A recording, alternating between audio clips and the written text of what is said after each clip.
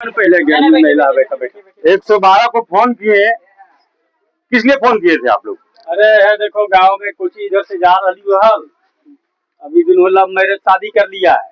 अच्छा अच्छा। दोनों का आधार कार्ड चेक किया, उम्र दोनों का ठीक है, हो गया। लड़की का उम्र भी 19-20 साल है, लड़का का भी 23-24 साल है उम्र। हाँ तो उम्र ठीक ठाक है, तो दोनों मन है, दोनों का मन है शादी करने का। अब यहाँ पे प्रॉब्लम हो रहा है कि लड़की का जो लड़का का माई है, अच्छा अच्छा, वो कहता हम नए घर में रहने देंगे। नहीं कैसे रहने देगा? चलिए हम लोग घर में पहुँचाते हैं। चलिए जी, कौन है जी लड़की का माई? यही है।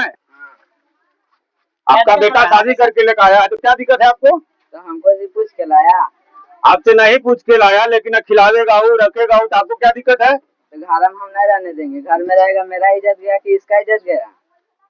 तुम्हारा इज्जत गया बेटा, तुम बेटा तुम्हारा नहीं जी, हमारा बेटा तो मारे में 4 घंटा, समझे रहे? चलो चलो अंदर चलो।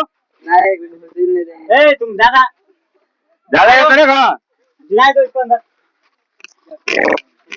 चलो खत्म।